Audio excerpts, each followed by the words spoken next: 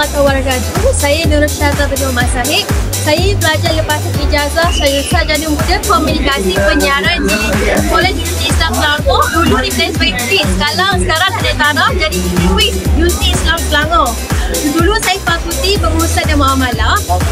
Tahun saya sekarang dah tukar jadi kos ni di bawah Fakulti Sains Sosial.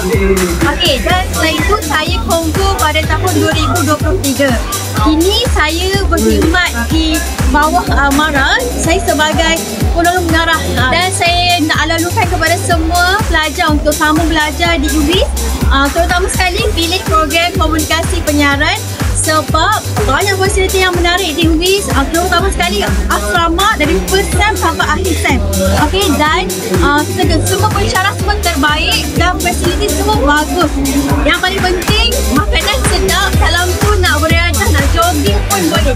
Okey, akhir kata daripada saya, jangan lupa pilih UWIS dan sambung belajar.